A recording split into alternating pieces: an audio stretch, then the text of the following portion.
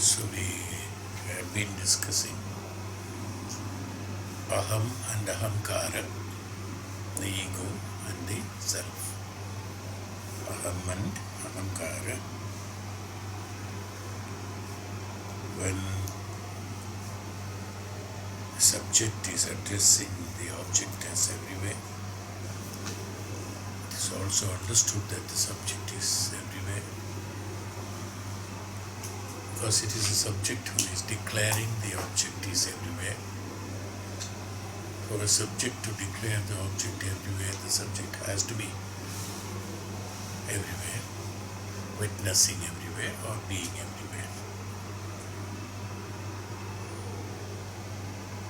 So the difference between the subject and object gets nullified. This truth has to be realized, not to be understood, because this cannot be understood. It cannot be understood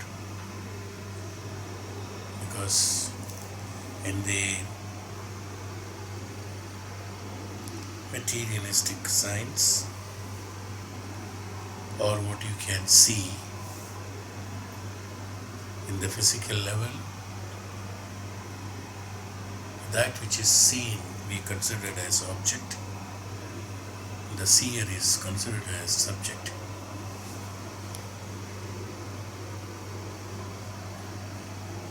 They are manifestations. Both are manifestations. Appears to be real. This is Maya. This is Maya. This is ignorance. Ignorance is that. Mithya. Mithya is that which is not right is witnessed as right is called the ignorance. That which is not the truth is identified as truth, understood as truth, is mithya. That's why they call the Jagat mithya. They're all the perception of the aham and the ahankara. Mithya is due to ahankara.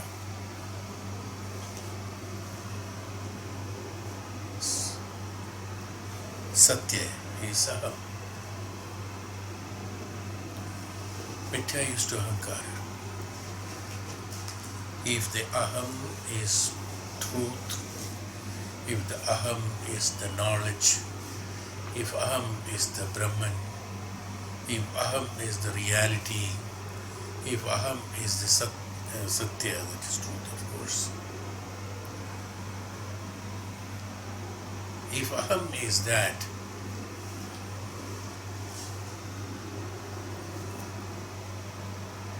then these will not be identified as the objects. They will be identified as the subject only. When there is a subject, there is no question of differentiation. The duality doesn't arise. The duality arises only when I say I am speaking the truth. Is the duality. Is the Advaita Siddhantam. I am the truth. The other is Dvaita Siddhantam. I am the truth. Is the Advaita Siddhantam. The difference is this. See, one is seeing the truth as separate from me, another is seeing the truth and me are the same. Even though an aham is applied there, as I told you in the last class, aham brahmasmi, even though an aham has been incorporated there, it is only for the perception of the Dvaita Siddhantis for the purpose of study. Because in a study, Dvaita Siddhanta has to be applied for a person who had been living in the Dvaita Siddhanta. In order to make them understand the Advaita Siddhantam, they have to travel through the study of the Dvaita Siddhanta. Then only he can understand what is Advaitam. See, it's not possible. man who is speaking particular language, he has to be made understood the subject in that language. He will understand it better, you see, than the other language. Same way, the Advaita Siddhanta here has to be learned through the Dvaita Siddhanta. And I had been number of times repeatedly told you during the studies of Upanishad that mithya is not lie or it's not false. It is that impression of superimposing that which is not the truth as truth is called the mithya. So it is not a lie. Not truth is not lie.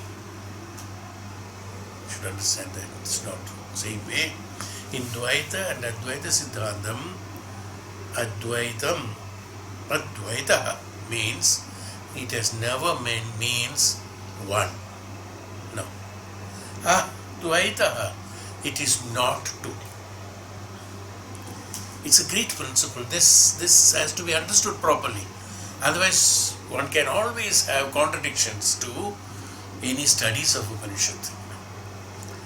Advaitam is not one. Advaita is not two. Advaita. That's all. Yes. That which cannot be multiplied, that which cannot be repeated, that's all. He never confirms it is as one. Ekam, even though Ekam has been told by many places for the purpose of explanation, he has never told. Upanishad, Vedanta has never told Ekam.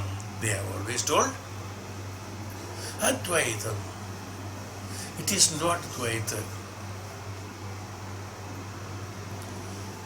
Why this argument has come? Why this particular word has come? It is Advaitam. But why he is not specifically saying that it is a Brahman is only one? We are also explaining in normal language this Brahman is one. Actually, that explanation is only for, as I told you, the language is meant only for those who are living in the Dvaita Siddhanta, to make them understand that which is not two. He will not understand when I say it is not two, when I say it is one, because then only he will understand, because he is two. He is the second. He is always the second. The subject he is addressing in his life, that means who are the people who are living in the Dvaita Siddhanta, in the materialistic way of living, he is always the second. He is not the first. He is always the second. I am seeing that. Okay. I am always the second. Why? Because when he is seeing that, that is already there. I have come second. Otherwise he should say, I have seen it coming. He is not saying that. I am seeing that.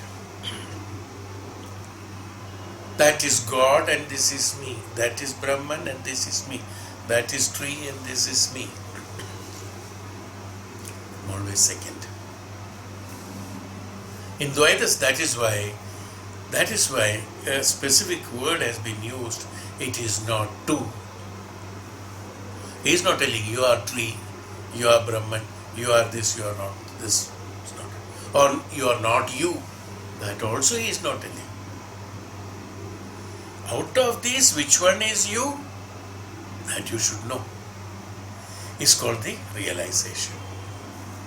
And it's called the self. We have called the self. We have already spoke about the self is not. We will be coming to that also. A great study on the analysis of nature of self will be coming, and I think we should study this. Well, in this here itself we can say that, but we must be very clear. Self is not the individual. I think we are coming into that. Okay, I can explain it then. Okay, so the aham and the ahankara. The definition of the aham and the ahankara is there only when the Dvaita Siddhanta comes. So long the Advaita Siddhanta is there, it is only aham. And aham is not the I what we are talking about. It's not the addressing as I. I means the I in the sense, okay, there is a translation.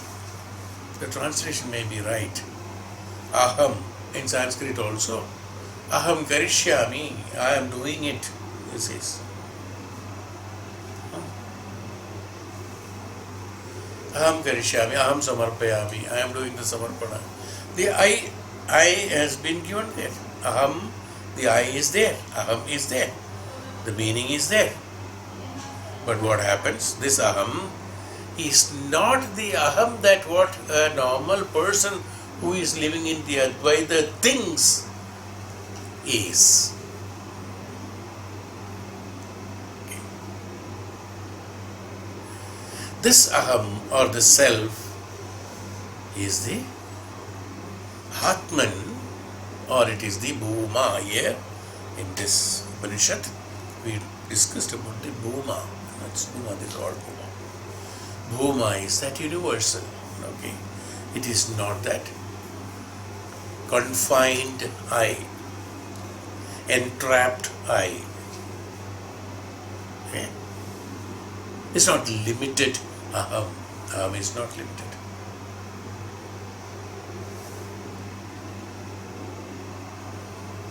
That is why aham to be used, I have also told earlier, to use aham or the I, the perception of the I and aham.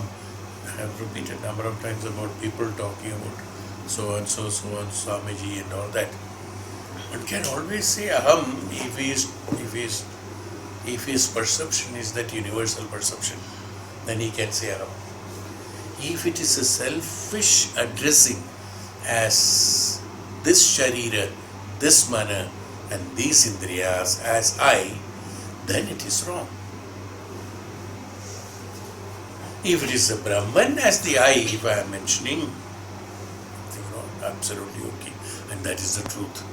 So, in order to address the I, the perception of the I should be very clear. It's not an entrapped I in the physical body or mind and emotions and the indriyas, but it is beyond that. If that perception is there, one can very well use I, aham. No doubt. Ahameva satyam. Aham brahmasmi. Ahameva brahma. Can very bravely say that. But that perception should be clear. It should not be in the form of ahankara, the ahameva satyam. It should be in the form of aham, ahameva satyam. Both will look same. In ahankara also, I am the Lord. In aham also, ahameva Bhagavan. Bhagavan Krishna says in Bhagavad Gita, very open and clear, I am the only one. There is nothing other than me. So here Arjuna, surrender in me. In me, he says.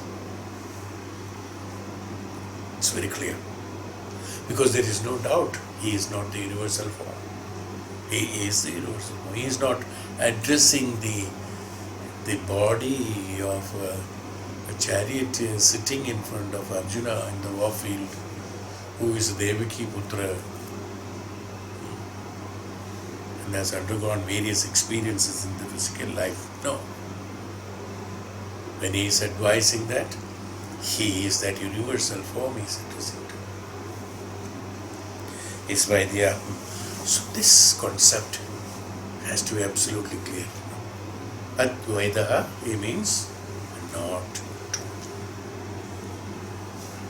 Because when it is not two, Acha, you tell me, what do you understand when I said it is not two and it is not one? Advaitam is not one, Advaita, but it is not two. What did you understand by that?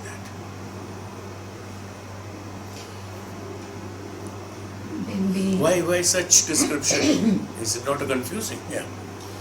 When we always stop, we think of that and this. So we are trying to create that there are two. I am praying to so and so. But what this is trying to say that this is not two. It's okay. And my question is, you have to specifically tell me why he said advaita. Advaita, it is not two. No? We are not praying to someone. We are not looking at It's someone. okay. Then why did he specify that it is one? It is not one. Why? This is what I am asking. Why he has told it is not two, but he has not told it is one? According to our mathematics, if it is not two, either it should be one or it should be more than two. Because it's unknown. Giving you a clue. It's an unknown factor. It's an unknown factor. It is not two, but we don't know what else it could be. It's very confusing, the question, because I know what you're saying, but I'm not able to express it. I am straightforward. The word used is advaita, but he has not told it is ekam. He has not told it is one, but he said it is not two. If it is not two, then what it is? Is what I am asking. Why it is not one? Then we say Brahman is one.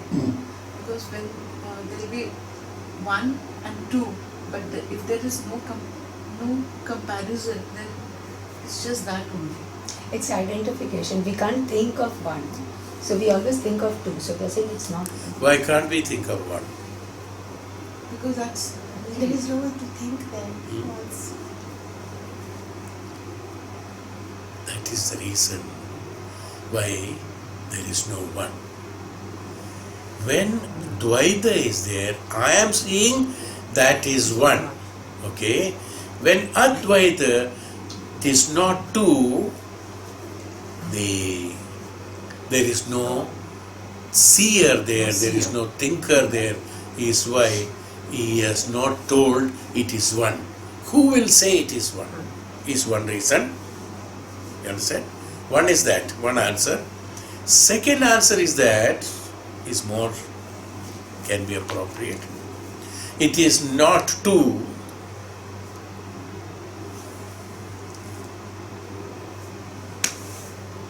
It's beyond that one.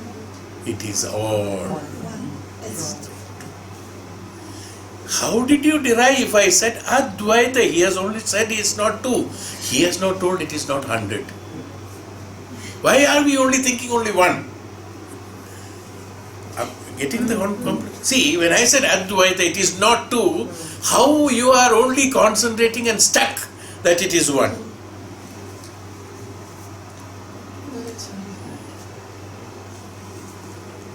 It can be numerous. It can be one. So this is the true meaning. When it is advaita, it is not two. It can be one. It can be numerous. But one and the numerous, again, further clarification. When it is not two, whether it is one, whether it is numerous, it is all the same, because the dvaita, that means the one who is a seer, is not there. So it is everything. Everything is not one. Numerical doesn't get not there. Why? Because if I am using one, another thing one should understand. If I am using it as one, there has to be a two. Is why it's not one. It's not only that, these are all various reasons. One is that the seer is not there, is okay. But again, one more argument. Because the seer is not, the one is dead. One man was there, he is seeing so many things, he is dead. So the seer is not there, that means nothing is there for him. That argument also falls back at one point. It is also not the correct answer. I mean, when we do the correctness, I'm coming one by one. The seer is not there, one is dead, so for him nothing is there. I close my eyes, there is nothing there. There is no dvaitam. There is neither dvaitam nor advaitam. Nothing is there. I don't have to do anything else. I have to just close my eyes. Nothing is there.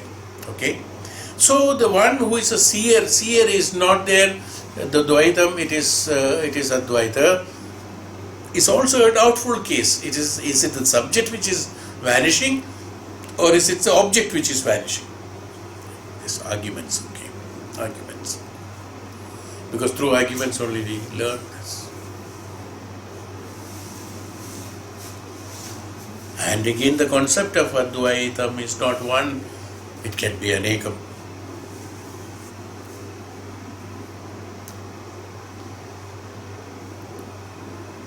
And specifically, one did not specify whether it is 100 or whether it is 1.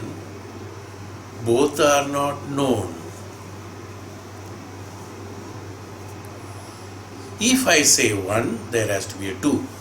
If I say 100, there has to be a 99 and a 101. If I say numerically is y, there the number, why? Because why? What is the reason? Why? Because when we said advaitam, it is not based on the count, the numbers, numericals, what we are talking about. It is not about that. It is that which cannot be explained, that which cannot be,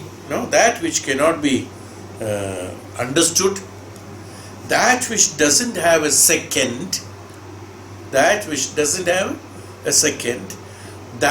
cannot be seen, that which cannot be heard, that which cannot be multiplied, that which cannot be understood, that which cannot be interpreted, that which cannot be explained. It's inscrutable. Is advaitam. When I am able to identify, analyze, I can say that is 1 and this is 2. The number itself is not advaita, means it is not based on the number dvaitam. It's not that. Dvaitam is not 2. We always say dvai means dvaha means 2. It is actually not representing number at all. It is not the number. What is in English? Duality. There, dual means 2. Of course. That is why we are misunderstanding this dvaitam. Duality means that which is, there are one more. Then number is applicable there. Whereas in this case, when we say dvaitaha, it is not dvaha, it is dvaitaha. Dva is 2, dvaita is the principle of 2. How? Dvaitaha. Like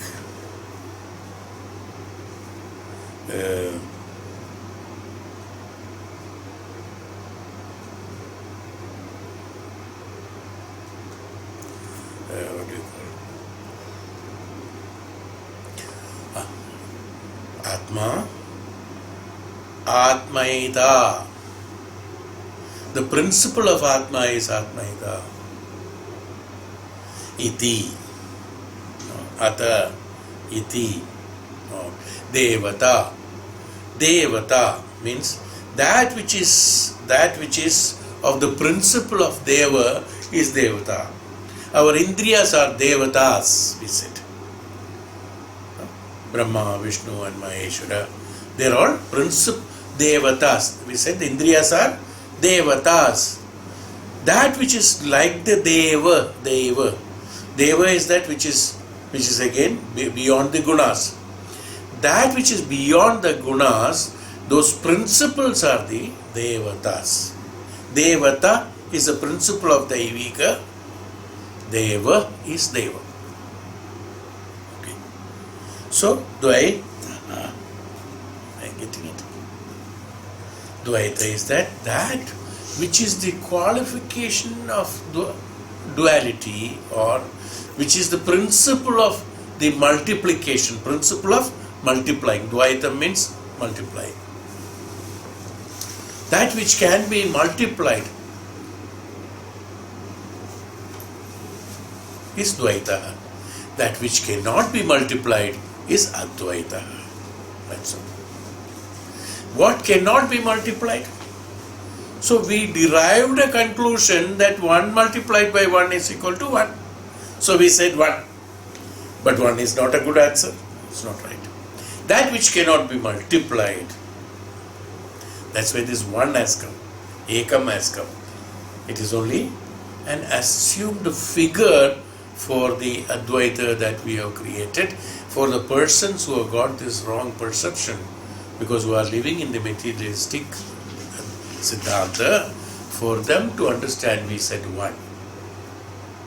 Because when you said 1 only, lot of complications have created actually. When I said it is not 2, there's no complication. When it is 1, then if it is 1, then who is Brahma, who is the Brahman, who is the Atma, who is the Jivatma, a lot of questions. Yes. Now, the mind works out on that. Advaita, that which cannot be, which is not multipliable, which is inscrutable, which is not analyzable, which is not present, and which is not absent, which is neither present nor absent. If there is an absence, if I say Lord is absent, it is invisible, then what is visible? If it is invisible or if it is absent, there has to be a presence. If I say it is present all over, so there has to be somewhere it is absent. That's why some people ask, no, God is everywhere. So Prahlada asked the father Hiranyakashipu, show me inside the pillar. Something. Because this confusion has come. God is everywhere. That means there is some place where He is not there. Is the concept. It's all again, what is that? Inference being drawn. So He is not telling it is there or it is not there. That which is not absent, that which is not present. If I say it is present all over, there is some place which is not present. That's why you are saying which is present all over. That means wherever it is present, that is called the place where it is called the world. That means there is something which is not universe. That says something called which is not world. I can put a word there. Where there is no God. Where there is no Aatman, Brahman. All these arguments will come when such contradictions come. So, when we are coming to total Sukshma Rupa, the Sthulata has to be very clearly understood. In Sukshma, there are so many things which are inherent, which cannot be seen. And in Sthulata, everything can be seen, because in the detail, it can be seen everything. So, Sthulata has to be related to Sukshmata. So when I am relating the Sthulata into Sukshmata, the Advaita is not 1, but it is not 2. It is not Dvaita, that is not the principle of multipliable. What is Dvaita? The principle of multipliable, not 2. Okay. Advaita, not 2. The principle of non-multipliable, that means it cannot be repeated, it cannot be second, it cannot be first. It is neither first nor second. It is inscrutable, it is not visible, it is neither invisible. It is neither present nor the absent. So the question of the seer and seeing also doesn't come there. But even though it gives a broad outline of this one is, but it is again not absolutely right, because when the subject or object is vanished, the other is not existing at all. That is not true. It is existing. Something is existing. The existence is there. The existence is there. That I cannot say it is not there. Is advaitam. Okay. So when we understand about the Lordship, Bhagavan, Ishvara, Brahman. It is an advaitam. It is, it's not repeatable. It is not. There is no second to it. Second is not two. No, there's no second to that. Is not two. Nothing can be like that. Is that what the saying? That's called advaita. You understood now the meaning of it. Nothing can be second to it. Nothing can compensate that. Nothing can be second to it. We say no. That's a common language. Nothing can be second to that. It's not second. Nothing can be second to it. That means it cannot be. Then is it one? When nothing can be second to it, is it one? It is not one. It's a principle of one. It's not one. If it is one, there has to be a two. Am I clear? That's why these studies have to be very in-depth, otherwise there will be misunderstanding. Somebody asks you, what is advaitam? You will say it is not two. Okay. Even though it's not two, the moment it is not two, you will say, is it one or is it 100? Suppose he asks you, okay, it is not two, I agree. It may be 3, it may be 5, or it may be 100, or it may be 1. Why are you saying Advaita is 1? You understand my question? Advaitam is that it's a principle of a non-multipliable is called the advaitam. That which is not, it is nothing second to it. Nothing second to it. It cannot be described, it cannot be multiplied, it cannot be divided, it cannot be diluted, it cannot be destroyed, it cannot be created, it cannot. That is called the Brahman. Now there is a question, is there something like that? Yes, there is something like that. Why? What is the proof that it is there? As I told you, that inference has to be drawn. Is there something like that which is not destroyable, which cannot be created, which is inscrutable, which is not absent, not present? It is there. Very surely it is there. Why? Because those which are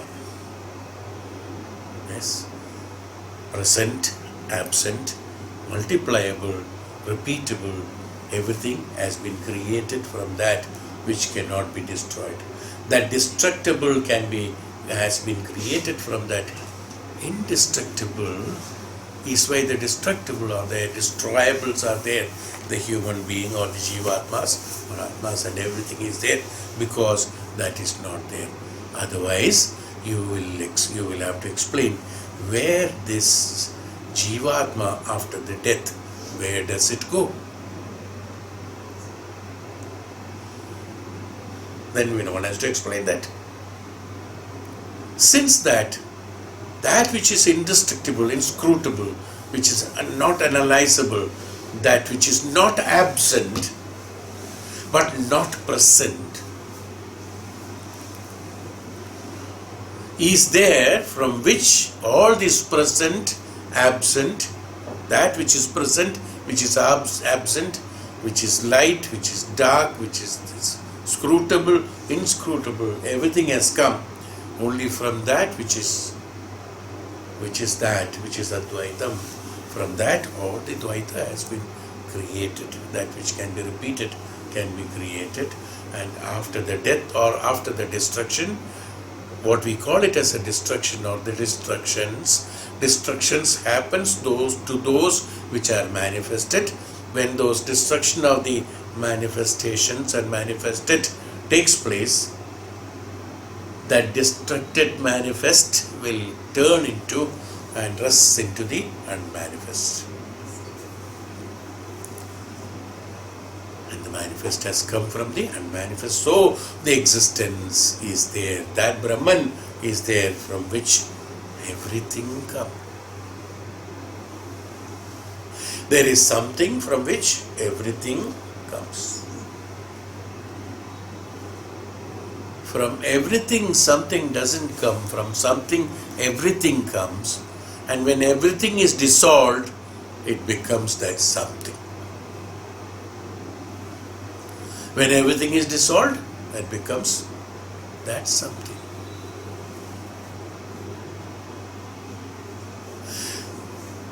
Big cities, big countries, big places, big civilization. Everything has been created. One fine morning there was pralaya, or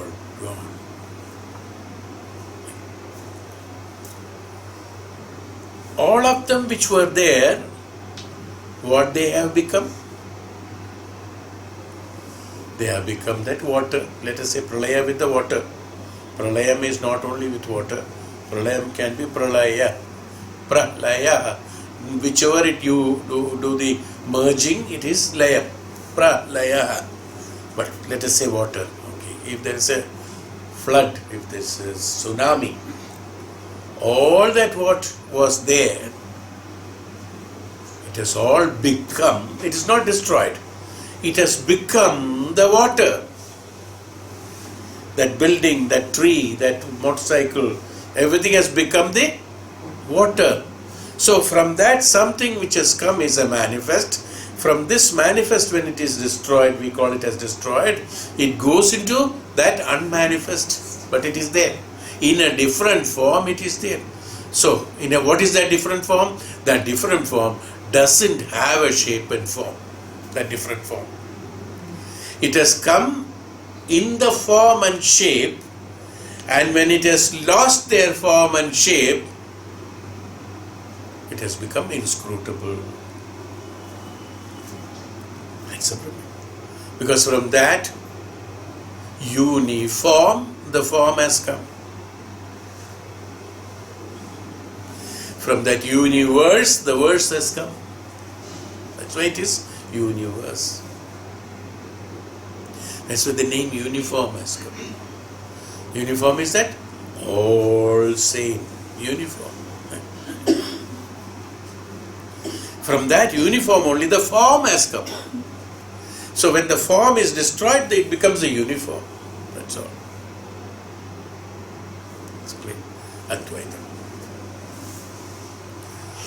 It's not the seer. If the seer can see the dvaitam as well as advaitam, if there is a seer. If the seer is not there, then for him neither the advaitam is there nor the dvaitam is there. It is not a count, 1 or 2. I'm just repeating. Why? Because establishing the fact in the mind has to be very thorough. So it's a siddhanta. The advaita means not the, it is not 2. The principle of multiplying factor of dvaita meant that which is second. There is nothing second. If there is nothing second, there is no first. If second is there, then only the first is there. So, if there is no second, the first is not there. So, one is not there. Is why it is known as all-pervasive. A language or a word or a shabda can explain only in one way what this Advaita is, all-pervasive. That's all. It is also not, it may not be complete, but the only word that can be used is that. So, Dvaita, Siddhantam is not there. This has to be clearly construed. Why did I say this? Because I said I and he, the subject should be there in order to have the object to be seen is called the Dvaitam, or the secondary is there. I am the second. That's how I started. I am the second. When the I is not there, what happens to the second, or what happens to the other one?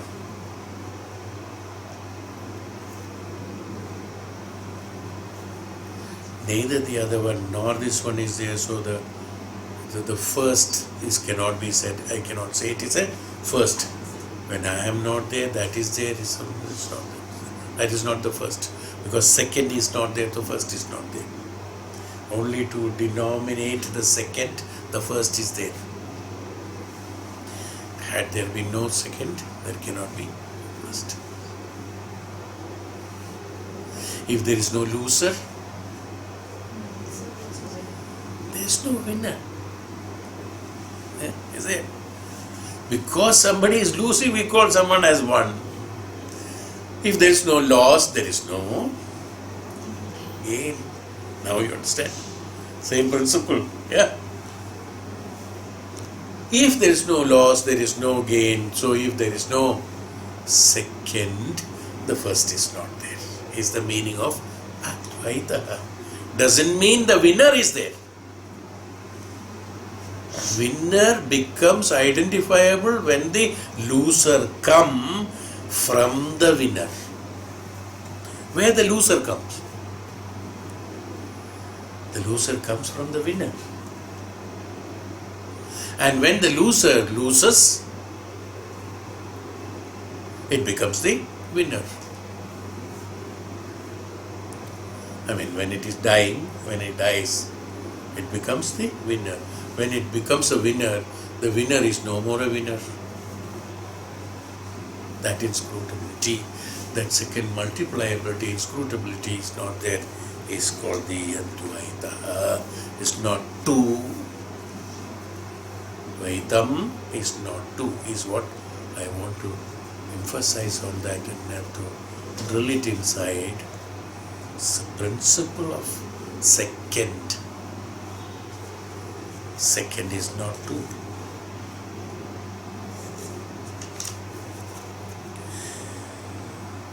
Here again the doubt arises. Why is this I? Is it the I, individual I and ego, the ego? Is it empirical subject asserting itself as all?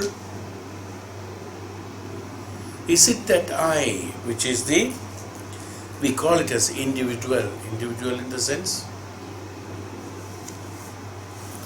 here the individual in our common language is the one with the sharira and mana, or which one unit. Even though the original meaning of individual, I have already told long back what is individual.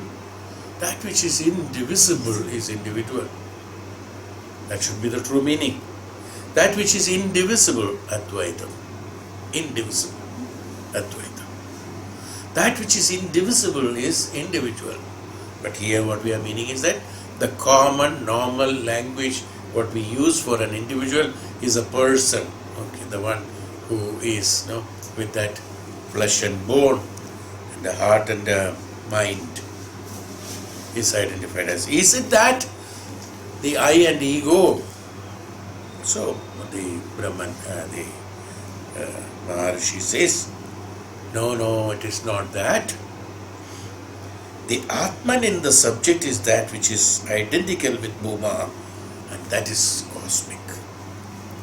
That whom what we call as Aatman is the one which is equivalent to that cosmic, that which is Bhuma, that which is. So the distinction is to be drawn between the individual subject and the subjectness universally present behind the individuality.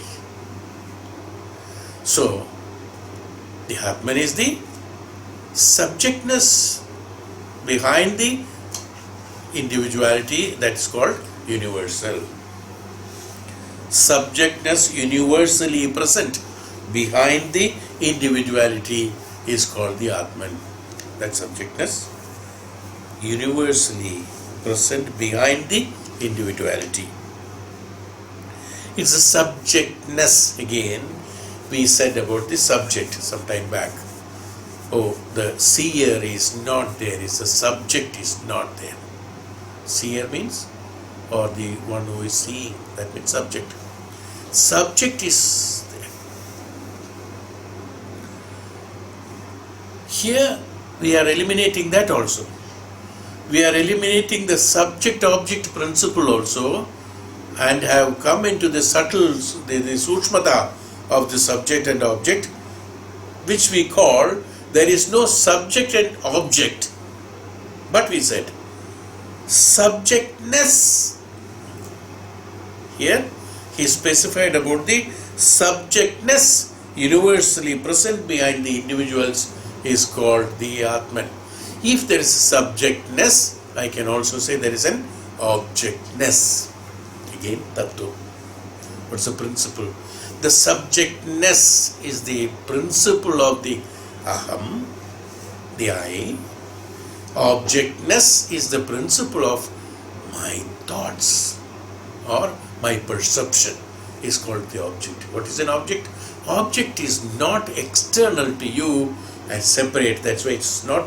That's why the advaitam I have explained you about. Why did I explain you with so much of difficulty about advaitam?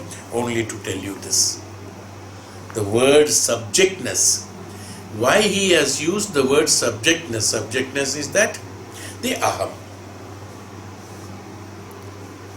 Because aham is the one who is experiencing everything. So subjectness universally present behind the individuality is called the Aatman. It is present, that which is present behind the individuality. The individual is not there. So when it is not there, who is there? Subjectness is there. When the subjectness is there behind, so that which was external to that, which is ahankara, that I-ness, I, individuality, that individuality is the objectness. Behind, when it is not there, when it is present universally and told and identified as Aatman, which is subjectness, when there is a subjectness is revealed because the individual identity has been removed. So behind that subjectness has come. When subjectness has come, the objectness is not there. Okay, when the individuality is not there. But when individuality is there in front of, this we said, when the subjectness behind, present behind the individuality. Subjectness behind or forefront in the individuality, subjectness is always there. Individuality has come in front of that. Let me put it that. Individuality has come in front of that. So this individuality is the objectness which is pursued by the subjectness. So as I told you, there is no more subject and object. Everything is a principle. Aham tattvam and ahankara tattvam. Okay, aham and ahankara.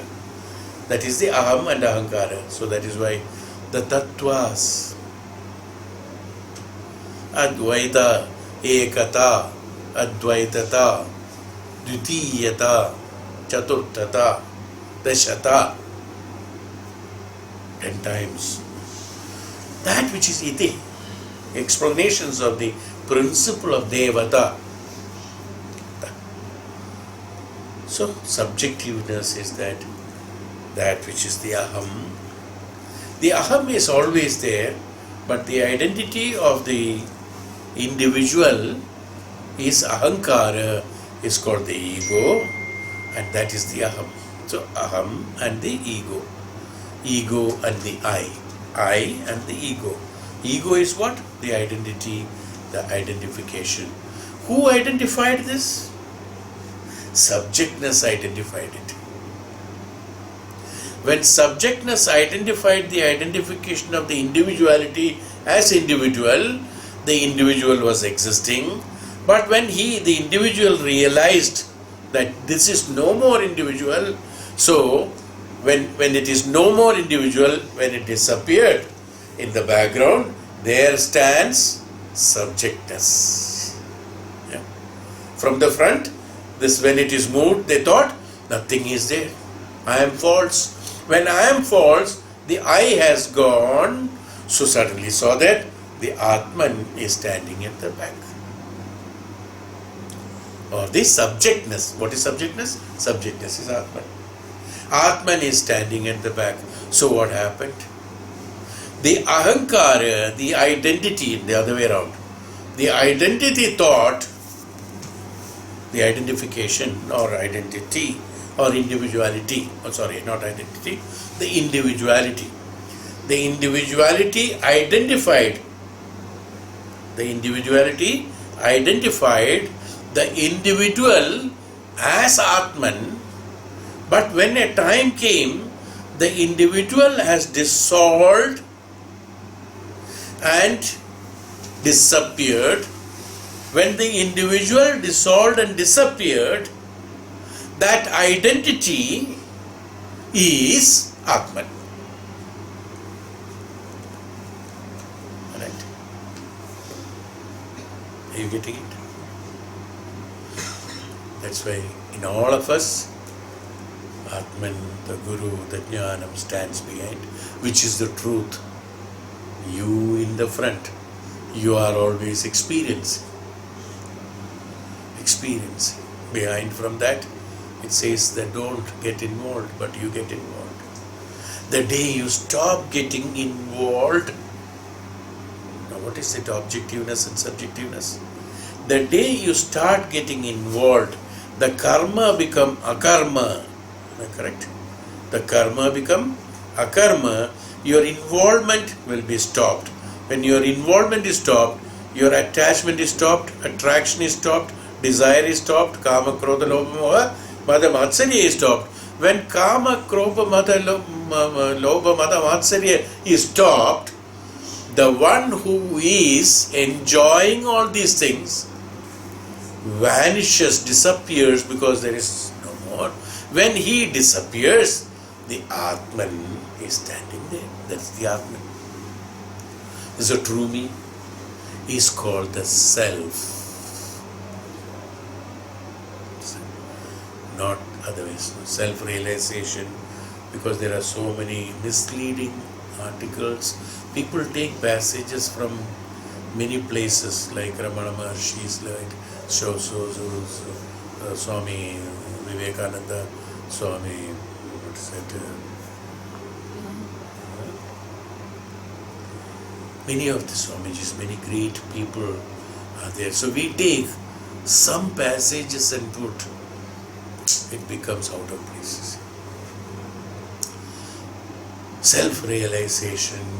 When you have self-realization, no other knowledge is required, is what one passage I happen to read. No other self-knowledge is at least the knowledge, and no other knowledge is required in order to identify the self. It's true. It is true, but what happens? It has to be related with the many other things along with that, and only it will be cleared. Otherwise, this self-knowledge, what is this self-knowledge and what is this other knowledge?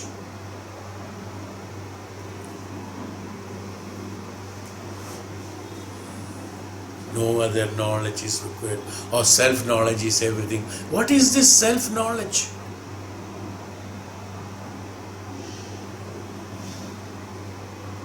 Knowledge itself is the self, self is the knowledge. That's called, which is the Atman. Whereas suddenly what will happen, you will have a bifurcation. The man who doesn't know about it, generally common people, he will identify the self-knowledge as something else, some other knowledge as something else. There are 3-4 knowledges. They will go numerically by that, you see. As I told you, the advaitam has not been understood there. So self-realization is not the realizing who is inside you. What is the self? According to what did you understood earlier, now it may not be today, may not be now. Otherwise, self means what? That which is it not? Whether we tell or not. Self means always the self, the myself, what we call it as self. When I realize the self-realization, or identifying the knowledge of the self, what the language they said, the knowledge of the self or the self-realization comes, what happens? The self, which is identified as the individuality, when that self, that egoic self, that's what we are talking about, the egoistic self. This egoistic self is the ahankara swabhava, the ahankara swabhava or ahankari. The ahankari, when he dilutes himself and disappears, then the true Atman appears, aham appears. The same way, in the self-realization, when the realization comes, the self itself is diluted. Where is the self-realization? Whom are you realizing to? You are addressing realization of the self. The moment you realization the self is no more there. This individuality of the self. I am not talking about the others. The individuality self is no more there. Only Atman is there. Atman is that again, which is Advaita, which is indescribable, which is inscrutable, indivisible, all-pervading, omnipresent, omnipotent, which is knowledge, which is light, which is Brahman, which is everything. Where is the self? Where is that Swayam Prakasham God? Where is that identifying the self, realizing the self as God? Who realizes whom? Where is that self gone, first of all? Self is diluted. What is realization of self? Realization of the self is nothing but diluting the self. Ahankara should be dissolved. Dissolving that ahankara is called a bifurcation of the Atman, and self has been created. So dissolution of the self, when it is created, the Atman becomes present. So long the self was present, when dissolution of the self has been created, Atman became present. Where it has been, where is the ahankara gone? The ahankara gone into the aham. Kara is taken out. Kara means the one kriya, doing. It's an activity, karma is kara. That which is expressing itself as aham, representing as a so and so. Who is he? He is a medical representative. Representing an organization. So when he introduces himself, what he says that? I am so and so medical company. I am from so and so. But what is that mean? I am that medical organization, company. Ahankara, even though it's for a purpose. It's ahankara, it's not aham. So when the individual who is representing is vanished, the true is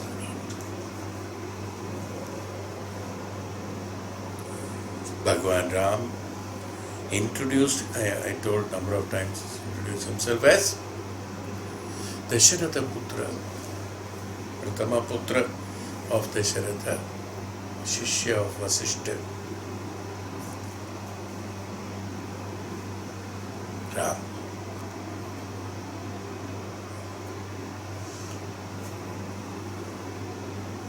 The name Ram, when it vanishes, it becomes the Putra of so and so. When that vanishes, it becomes Shishya of so and so. Yes. Everything vanishes. And when that also vanishes, it becomes the Ishvara himself. So long he is Ram, he is Dasharatha Putra, Vasishta Shishya, yes, whatever, etc. But when none of these references are there, who is he? Is Lord. When individuality is there, it is all connected with many things. When individuality is not there, that so-called individuality, Ahankara, is not there, the Atman is there.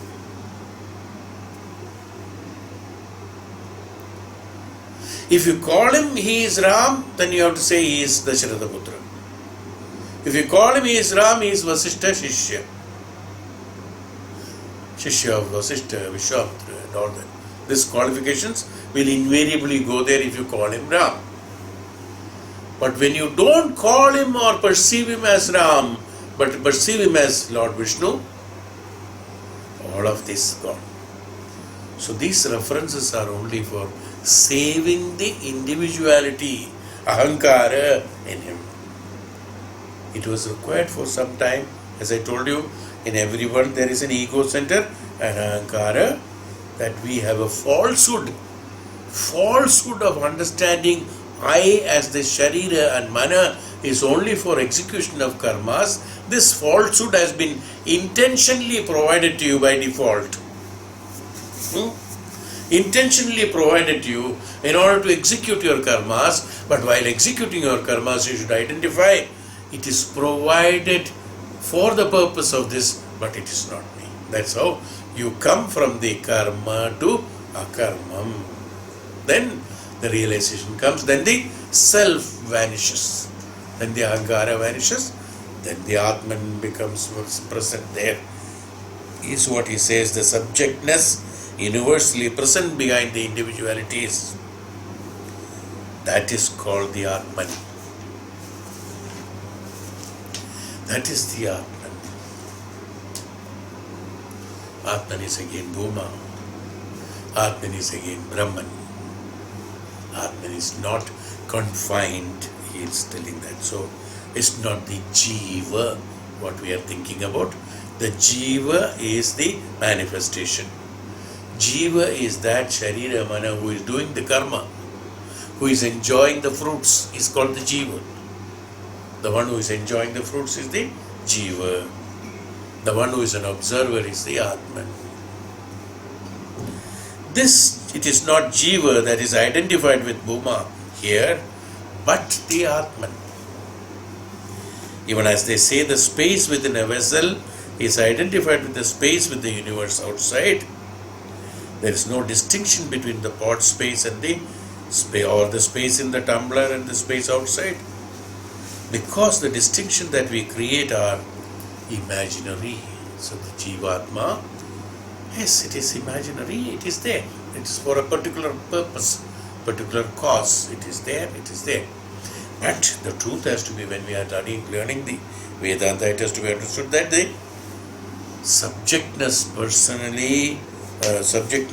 universally present behind the individuality is called the Atman. So this individuality is, should be understood as indivisible. Individual should be indivisible. When it becomes indivisible, then it cannot be Sharira Mana. It has to be something which is there. So that dissolution of this has to take place, so that the merging with the, that means pralayam has to take place, and then merging with the Atman takes place automatically when a pralaya takes place. Paralaya takes place. This laya has to be taken place.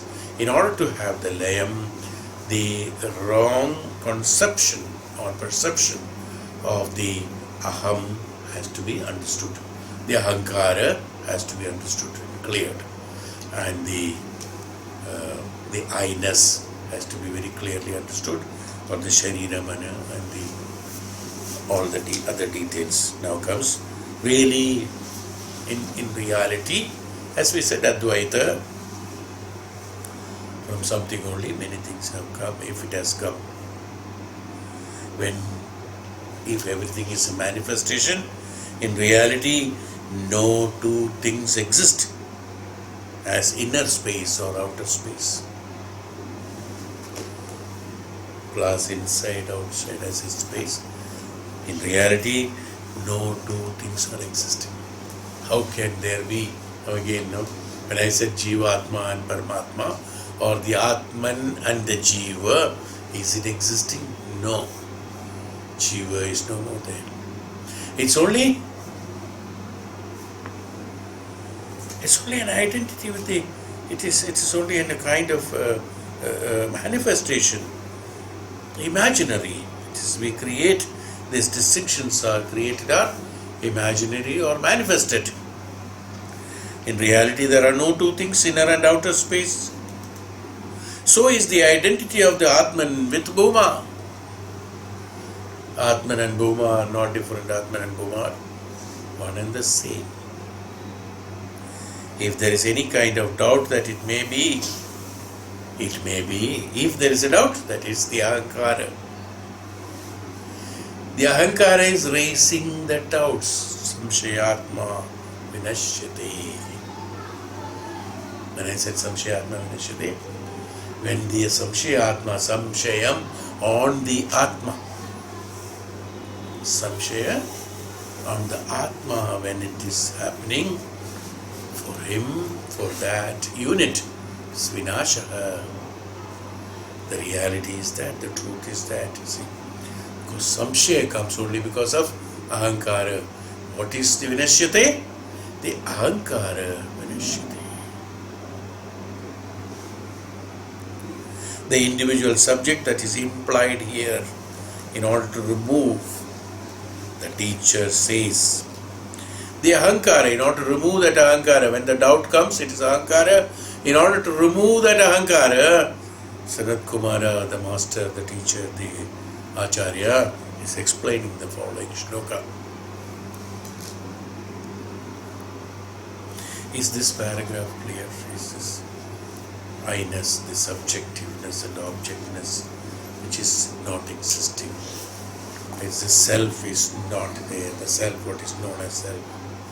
They are all only some sort of words we use for perception, for studies. Are they not necessary? They are necessary for the purpose of studies. Once you have studied, they have to be dissolved. They are no more there. Yes. And that which is an object or a subject is no more there. It is all perception again. The subject's thinking that there is an imagination, that there is an object. When that imagination is moved, when Ahankara goes away, the imagination goes away. Who imagines actually? It's not the Atma who is imagining, it's the Ahankara who is, Jivatma who is imagining. Mind is the one who is imagining, which is known as Jivatma.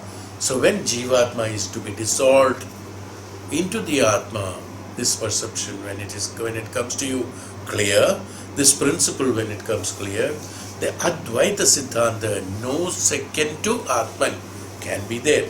When there is no second, how can there be a Jivatma and the Atman? No second, nothing is there, only Atman is there. If it is Atman alone, Atman doesn't do any karma. So, the one who is supposed to be doing the karma is not existing. It's not Sharira. It's what one has to realize gradually when it goes and it implies. Then it goes into the second shloka of the 25th. Again, we will go through very fast. Atadatyadesha evatma evatasthadatmo parishtadatpa paschyadatma punasthastatma dakshinatah aspe uttaraha ati veda sarvamiti sava yesha evam prashnovam manvana evam vijnanatmana radira atma krida atma mithuna atmananda sa swarang bhavati tasya sarveshu lokeshu kamacharo bhavati atha yonyatado viduranyarajanaste shasya chaya loka bhavanti tesha sarveshu lokeshu kamacharo bhavati iti panchavimsha khanda. 25th section is over with this shloka.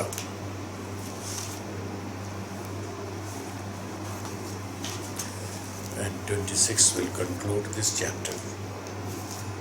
And the other one is later. In this he says, the universal is also Atman, when behind the subjectness, the universally present is the Atman,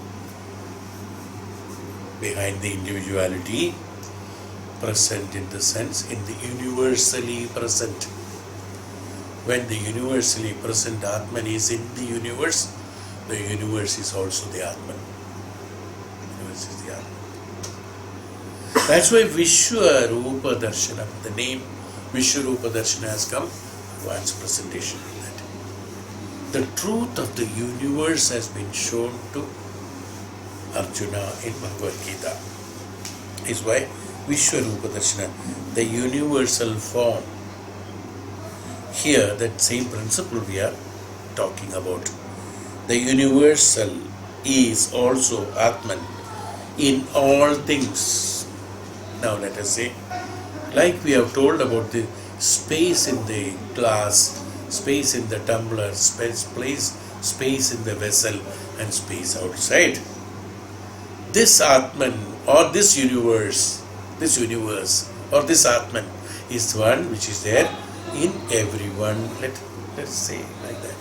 That means, as according to the previous principle, when we talk about when the universe is there in everyone, when this everyone is dissolved, what is left? Universe is left. When the everyone is dissolved, the one is dissolved, the universe is left. So subjectiveness present behind the individuality has come the truth. That's it. That's all. When you are not there, what is there? Atman is there. You are a manifestation of the Atman. That's all. Is what he is trying to tell. It is the essential subject of everything. Sukshma bhava. Essential subject in the sense, Sukshma bhava of everything.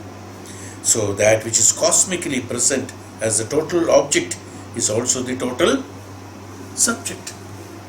And there is no object. It's all subject only. As I told you, I and he is dissolved. It is no more there.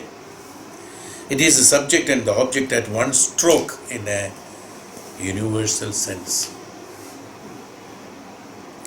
This is what I mean by Bhuma. And when there is Bhuma Tattva, there is happiness. We said everything comes from the happiness. So now I am going back.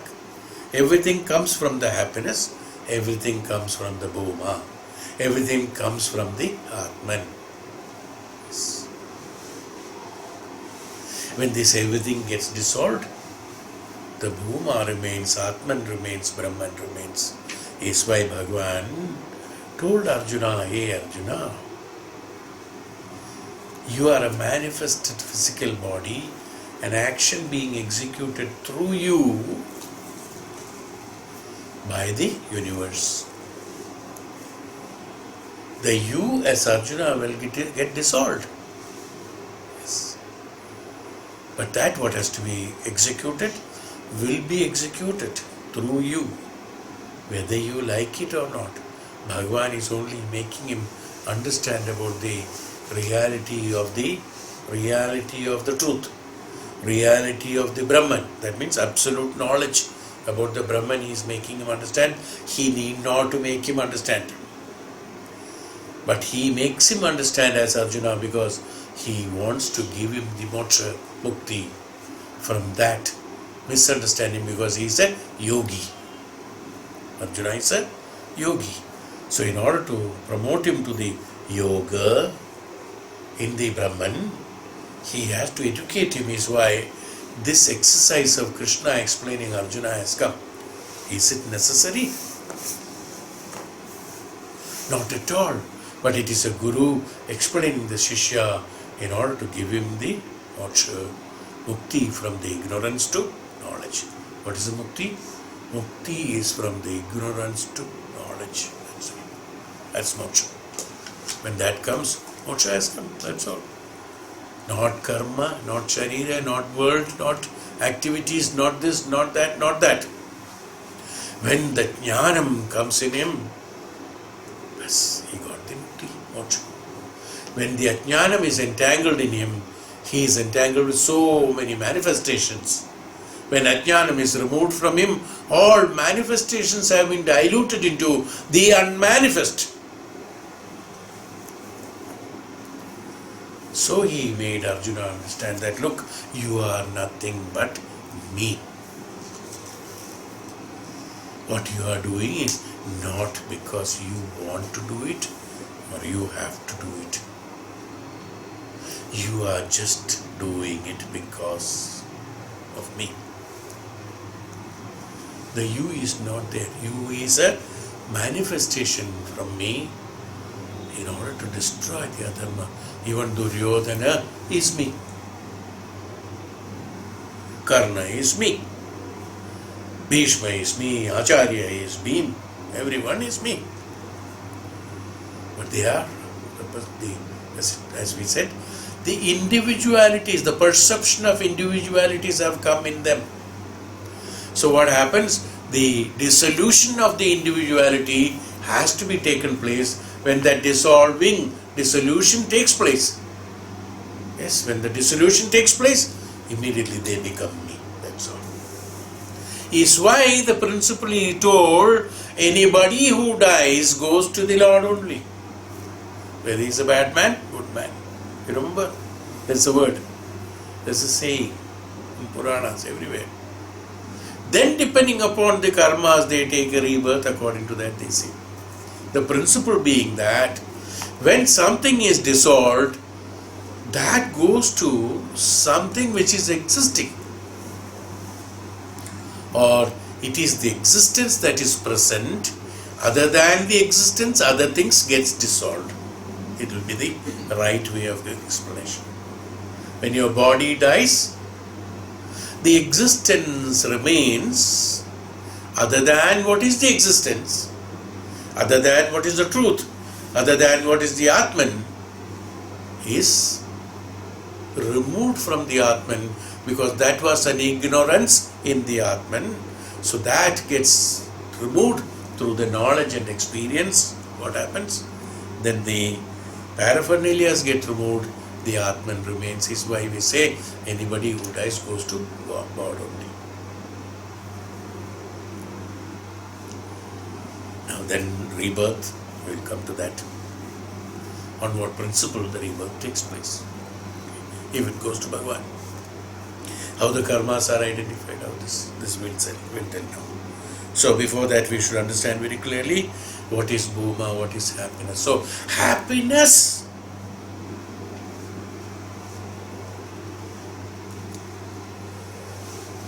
Sukham, they said. You remember what is happiness? Sukham. Sukham is not a feeling, not a sensation identified by your sensory system. No. It is not like pleasure. It is sweet, it is sour, it is cold, it is hot. They are all sensations. Happiness is not a sensation. It is not a thing that which makes your organs or system or body or mind make you happy. Happy means in our normal language, happy means pleasure. Pleasure. It is not pleasant, it is not pleasure, it is not that happiness what we are seeing, that elated feeling of that. No, you feel high. No. Happiness is none of them. Happiness is something like what? Panchabhutas. Do you feel that there is a air, water element in you? Do you feel that Atma, Bhuma, Bhumi is in you? Bhumi Tattva in you? Akasha Tattva in you? Jala Tattva in you? Agni Tattva in you? Same way, happiness is a principle. When the ones which are enjoying the unit which are enjoying the pleasures due to the sensory system, when that is dissolved and when it becomes the Atman, and that is the Atma, and that Atma is the one who can recognize, realize or become the happiness. Atma, Bhuma, happiness, everything is. Happiness is what? Atman. That's all. Happiness is not that what we think as giving happiness to something, giving happiness to mind. We basically address to our mind only. Happiness to our mind. Oh, I need happiness to my mind. I need peace of mind. We will never get peace of mind. Because peace is not a quality for the mind to be perceived. You will never get peace of mind. It's a wrong usage. Because mind cannot perceive peace. What is peace? Peace is this happiness, which is the Bhuma, which is Aatman. Only then there is peace. Only then there is happiness. Till then, if we are associated with the Sharira and Mana, there is no peace, there is no happiness. It will be only as what is imagination, that's all. Oh, if I do this, tomorrow I will get peace. If I do this, tomorrow I will get happiness. Yes, tomorrow you will get happiness. What is that tomorrow? The day you become the Atma. That's all. This is the truth. This true conception should be there. Otherwise, what we are addressing to the mind is not that happiness, what we are talking about. Happiness wants a sensation. Sensation. Happiness wants a sensory system's pleasure and things like that. Am I clear? So these all have to be, these almost last chapters, you see, so we have to be very clear about the concept. So the happiness, Bhuma, Atman, all are same. It's not a feeling. Atma is an existence. Happiness, Sukham, is an existence. It is not Sukham for Sharira, Sukha for the Mana, Sukha for the Indriyas, Sukha for the universe. No. Sukha for the world, happiness for the world. No, it will never be happy. Unless the concept of the world is dissolved into the Atman and Bhuma and the happiness, they are all same. Happiness is same. So what I mean by Bhuma? Here only the happiness, nowhere else. What else can be said? Whatever is required, all that has been said. Hey Narada, what more can I tell you? One who has such realization of knowledge as this that I have mentioned to you just now, one who can see things in the manner, think in that manner, or understand in this manner that I have expounded just now, such a person is the most happy person conceivable. Such a person is delighted within his own self. Such a person plays with his own self. Such a person enjoys his own self. What is it, own self? Nothing. Own self and other self is not there. Everything is a self-starter. Such a person is rooted in the bliss of his own self. Bliss also in his own self. Karma in his own self. So the self is a word which is only for identification. It has been sold. So let us not get misconstrued or misled by self-happiness, self-evolution, self-transformation and self-enlightenment. Enlightenment is enlightenment. There is no self involved in it. So the Swayam, Aham. The Swayam is Aham. The Aham is universe. Aham is Bhuma. Aham is Atma. Not other self. No. The general understanding of the self. I hope we all have understood self as, misunderstood self as something else. No?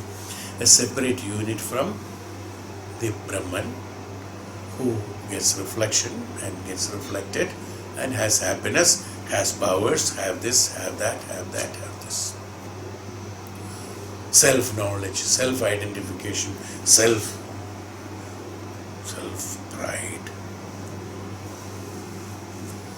At last, what is it? Self-pride. Oh, misconstrued word, it is self-pride. Absolutely a wrong usage, is it not? Self-pride, self-prestige. Pressure cooker prestige.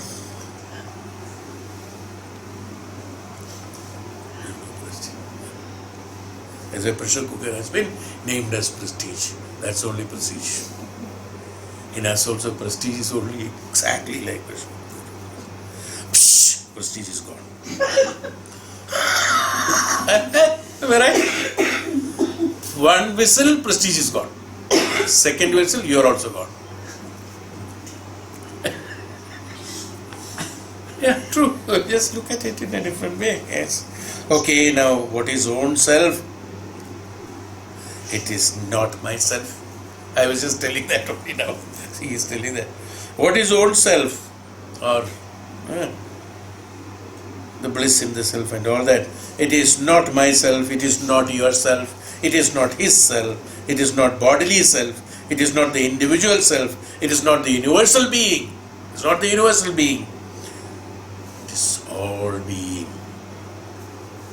The all presence, the all pervasiveness, the presence of the Bhuma. That's what is called the self. What is self?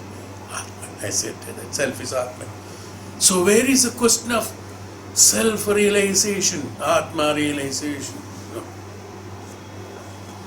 What you have to realize, that word itself is, now it is wrong. As I told you, they are all revelations.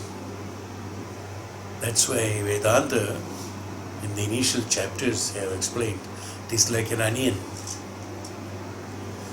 Take the outer layer, it's a waste.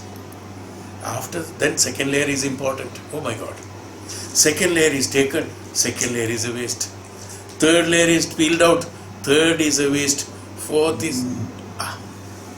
But before that, everything was important. But after peeling layer by layer, those layers are waste. Same way, those what we have learned is all okay. But gradually, like an onion being peeled, we have to peel out, go into the truth, which is Sukshma, which is absolute truth. So long we talked about the self, we talked about Atma, Jivatma, Mana, Indriyas. So peel, no, one by one. So we have peeled the, also Jivatma, also we have peeled, Ahankara we have peeled, and the own self has been peeled now. What is left? Atman is left, which is known as Bhuma.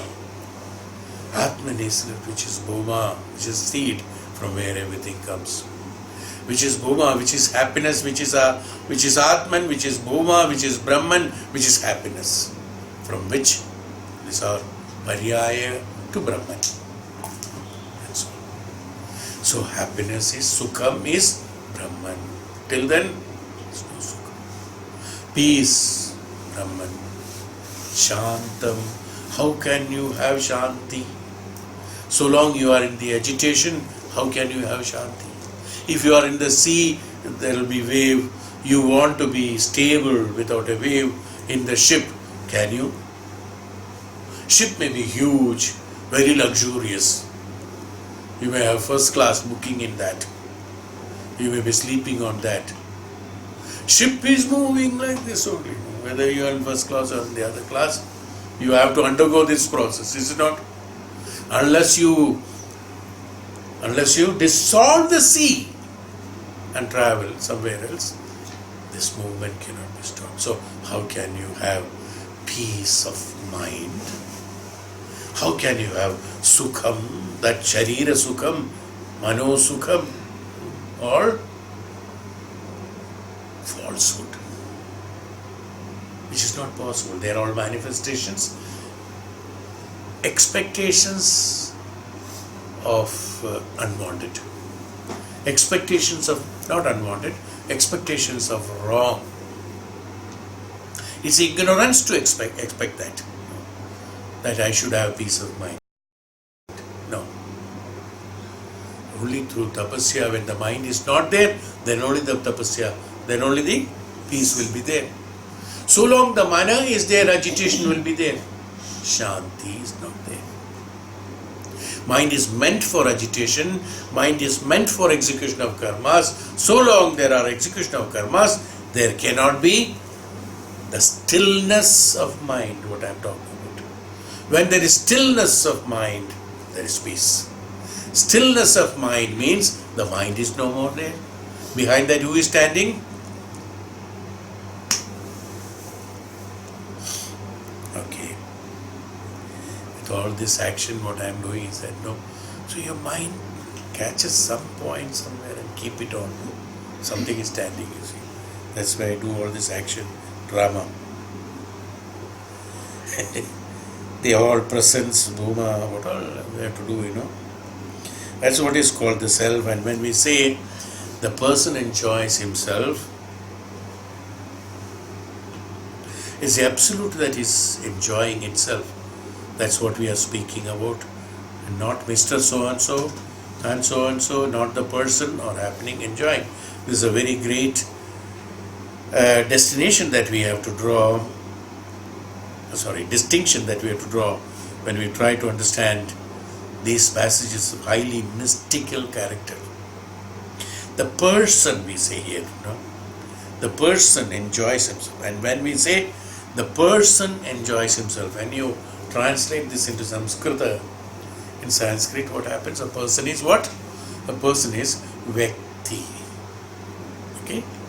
What is Vyakti? Vyaktam, Vyakti. Avyaktam, Anavyakti. That which is Vyaktam to you, that which is seen by you is Vyaktam, clear, is Vyakti, the one who is carrying the truth, Vyakti, Vyaktitvam. Individuality, Vyaktitva is individuality. The one you perceive as Vyaktitva, individuality, is a Vyakti, is a person. Right? It's false. So Vyakti is a false. What is Vyakti? What should be the Vyakti? When Vyakti is identified, that which is not the individuality, which is not a person, then who is he? Avyaktam. Vyaktam, avyaktam. The Vyakti, avyakti. Avyaktam. When the Vyakti becomes avyakta, it's the truth. Person, the personality or the person or the individuality is removed from the person. The individuality, when it is removed from the person, avyakta. It's no more a person. So Vyaktada is no. What is avyakta? Avyakta means not clear. Avyakta is that. What is avyakta? Avyakta is not that which is not clear. Avyakta is indescribable. Breeze, avyaktam, undefinable, inscrutable. Avyaktam is inscrutable. So, when a person gets dissolved, when the sharira is dead, everything is dead, what is that? Avyaktam. So long the Vyaktam is there, Vyakti we call it. It's called a person, okay? You understand that? Is why the meaning of each and every word is important. So it has to become Avyaktam. When you become Avyakta, then only there will be peace. Then only Bhuma, then only Aatman, then only Sukham. Till then, no. So long it is a manifestation, it cannot be there. Is how it is not Mr. So and so, not this person, that person. Is not the person what we are meaning about. Individuality is not that. It's a very great distinction that we have to draw when we try to understand the passages of highly mystical character. That's why in mystical characters, it can be explained. It is mystic. Brahman is mystic, Sukham is mystic, Bhuma is mystic, Aham is mystic, mystical. So an explanation is not indescribable there, because it's nothing second to that. Then only describing can be done, comparison can be drawn, definition can be derived. Yes. It cannot be drawn by nothing second. It's advaitam. It is not. It is the truth. It's the absolute truth. When it is absolute truth, nothing else can be explained. So is that he becomes self-emperor, self-king, self-everywhere. He rules himself. He becomes a ruler of himself. Is why he is known as Atma Sarvajya Swarajya. Atma Swarajya. Mentioned here is the universal lordship, Atma Swarajya. It is the experience of God being Atma Swarajya. He is all pervading, like Tapas Maharshi, great Maharshi. It is the experience of God being, such is the experience that bestowed upon his blessed soul who has entered into the bosom of his knowledge. This realization, this experience, this person can enter into every realm at any moment. A Tapasvi Maharshi I have achieved of nothingness, that's called the Shunyata, an absoluteness. He can enter into the Aatman, he can enter into the Bhuma, he can enter into the happiness, he can enter into everywhere, because he is not confined in something. He is everywhere, so he can, like you can in your house, you can move from one room to the other room because the doors are open, your passage is clear, you can move. He can move all over. Same thing, that freedom is there. He becomes possessed of cosmic freedom. What about those people who do not have this knowledge? Now we are coming to them. There are some who would like to not believe it, not having this knowledge. They think that everything should happen to the Vyakti. They do not want to become the Avyakta. They want to remain in the Vyaktitva. They want to remain in that personality as a person with all sorts of egos, controlled and managed and directed by only Ahankara. They are known as those other people who do not have the knowledge. What happens to them? There are so many people like that today. They are subjected by the other people, controlled by them. They are limited with all sides, from all sides, with their emotion, with their this, their that. Lots of irritation, lots of fight, lots of selfish motive, lots of crime, lot of all what we are seeing today. All that because of that what? Because of this not understanding that such people, they are limited from all sides. It is they that take rebirth by pressure of circumstances. Whoever imagines that there are things outside one's own self, he is naturally controlled by those things which are outside him. And if one is living in a world of externalities, those externals shall compel one to subjugation to their own laws and mandates. This cannot be escaped. They are not self-kings, which means to say that kings are outside them and they themselves are not the kings. They are subjects and not the kings. Their worlds are perishable, and whatever they get in this world is mere dust and ashes. They only reap sorrow in this world. They cannot get happiness because they live in a world of finitude. They cannot have free entry into other worlds. They are limited to the circle of their own experience. They are the jivas,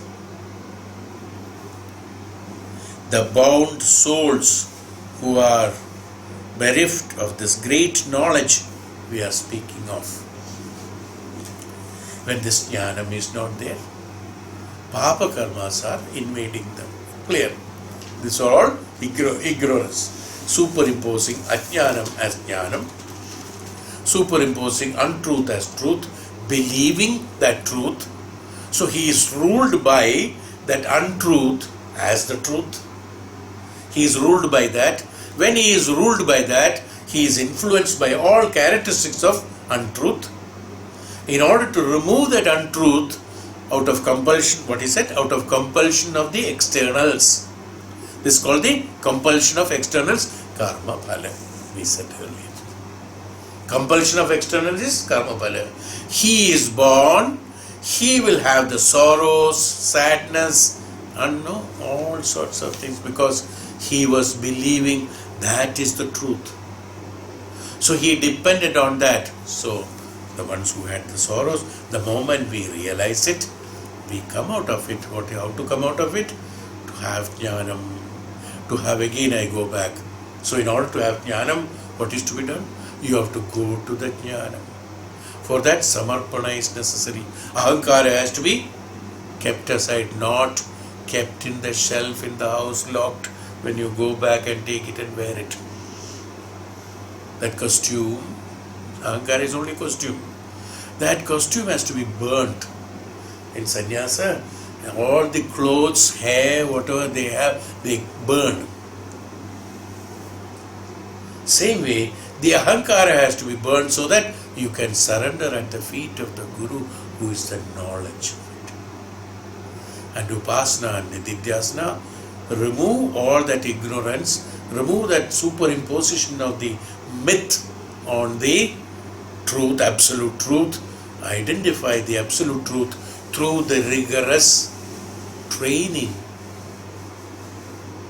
during the knowership of the knowledge, jnanam, through the absolute jnanam, who is the embodiment of jnanam, who is a guru, through which you identify it so that you gain the kadacha of that presence. Kadacha is what?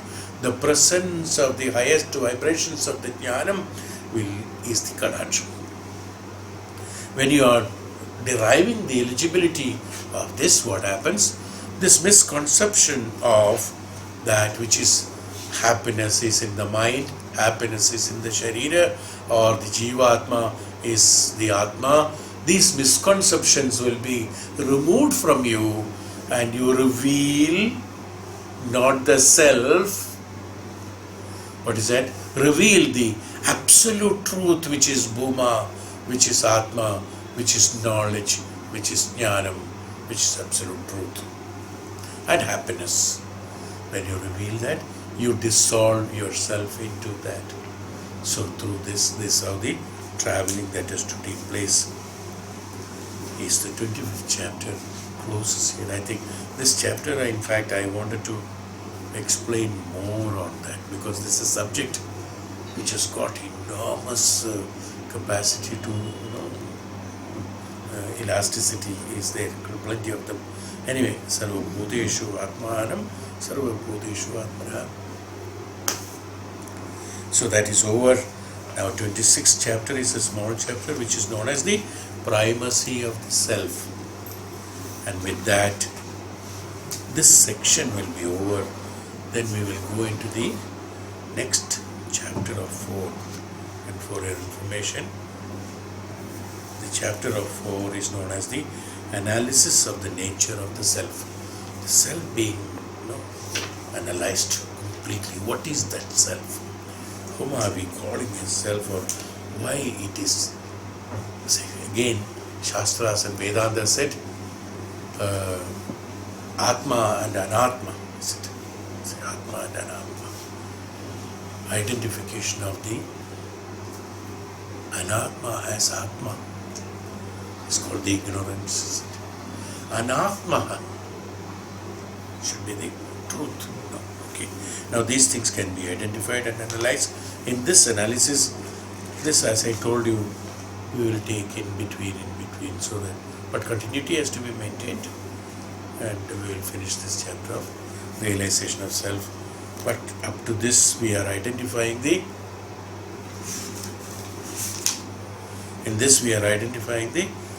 up to 26. This 26 also is left out. In this, we are identifying the complete truth of life. Chhandogya Upanishad explains about the physical self as well as the astrical self. So he made you travel through the physical body from the Panchabhutas. We started traveling from that, from the ashtakas and and many other processes we have undergone, and we traveled through. We came to the anatma. We came to the absolute. We came to absolute. There we have created the body, emotions, mind, indriyas, everything, and here we dissolved one by one. We dissolved them and we identified what is the absolute truth. The absolute truth is that Brahman, which is called the Bhuma here, or the happiness, or the truth, or the jnana. Everything is same. This clearly concept, practically and experientially, through the process of through the process of meditation. Through the process of meditation, one has to reveal it. Now you are aware of it. You have to experience it through the meditation. Then we come to that. Then we realize the truth. Then we come to the primacy of self. And this Sanat Kumara, Sanat, Sanandan, Sanatan, Sanat Kumara, these Maharishis, these four, Sanat Kumara is known as Skanda. No? Skanda Puran we say Skanda. Kartikeya is a incarnation of Skanda. So Kartikeya is also known as Skanda. Okay. Skanda Purana. So that one has to understand who is this Sanat Kumara and why reincarnations. As I told you, rebirth is happening out of compulsion. Out of compulsion of what? Out of compulsion of this ignorance is why rebirth is taken place. Because of the ahankara, because of the enjoyment of the pleasures, because of the jivatma and experience of the jivatma, which is known as karmas and karma palas. That is why out of compulsion in that circumstances, this atma has to take janma as jivatma again in order to purify in the sense this misconception has to be removed. That is the ignorance, superimposition of the ignorance. That means asatya into satya has to be removed through the jnanam. One has to undergo the process of learning the jnanam. There is no other choice for any jivatma. And then only he gets the moksha. Moksha from the ajnanam to jnanam. When you get it, then only you go into that. Once you go into that, in the happiness or in the Bhuma or in the Brahman, because of the evolution that keep on taking place in the Brahman, this now how to make these changes into the ignorance. So long the ignorance are created, what happens? When the ignorance are created, along with that, resistance also has been created. In everything, there is a resistance. Unless there is a resistance created, there cannot be an energy produced. A resistance has, then only friction, no? You have to do like that, then only the clapping sound will come. There's a resistance, you see. A resistance, this I am doing, resistance is created. So in order to have the resistance to the ignorance, the jnanis have to be created. So long there is rebirth, there will be reincarnations.